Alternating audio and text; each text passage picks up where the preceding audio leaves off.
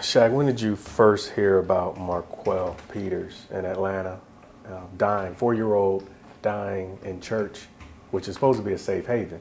When did you first hear about this? Well, I have a lot of family and friends in Atlanta. I'm a member of a prestigious organization and fraternity, Omega Psi Phi. I was talking to one of my brothers, a guy by the name of Mark Stevens, and one of my cousins, a guy by the name of Ken Bailey.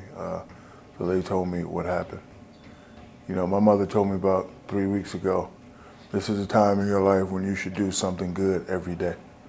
Doesn't matter whether, just do something good every day. And with the first instance with little beautiful Shania Davis, I watch a lot of TV. I'm a big fan of Miss Nancy Grace. You know, I watch all the law enforcement channels, just, you know, flicking through the TV. And, you know, this particular time, the volume was down. Usually, like when they show a kid's face, it's, you know, have you seen this child? And really didn't want to hear that, but something told me to turn it up. So I turned it up, and, you know, she had a tragic death. And, you know, so I thought it would be the right thing to do, just, you know, give this beautiful girl a beautiful funeral.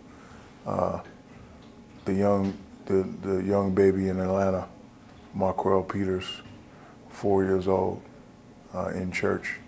Like you said, it's supposed to be a safe haven, but, you know, in inner city neighborhoods, I don't know where the tradition started, but it's always been a traditional thing.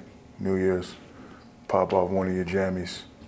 So I guess a stray bullet hit him. But, you know, he's a kid that, you know, won't get to see his 5th birthday, wanted to get to follow his dreams. So, you know, again, I just, you know, thought it would be the right thing to just give this a beautiful baby a beautiful funeral. And, you know, this is all, you know, coming from my mother and coming from my father. Like, I don't really want to talk about it and say I did this and I did that, but I've been knowing you for a while, and you called me a couple of times to, you know, really do the interview. But that's why, you know, my mother said, you know, you're 37, you're on your way out. This is a time where, you know, you become more businesslike, and you know, you got to do something good every day, no matter what it is, whether it's help somebody or, you know, give somebody an inspirational quote on Twitter, but you got to try to do something good every day. How much does it pain you? I mean, when you hear about stories like this?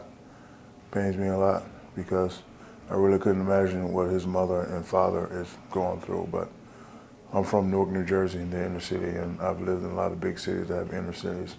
I've seen stories like this before. I've seen a lot of stories like this before. You hope there's a message to? No, I don't. I'm not. I mean, I'm not really doing it to send a message out. You know, I just want to help the family out. Beautiful young boy. Just want to, you know, give him, you know, the best possible burial ever. You know, burials can be quite expensive, and I don't really know about his, you know, family's monetary background, but it doesn't matter because I'm taking care of everything.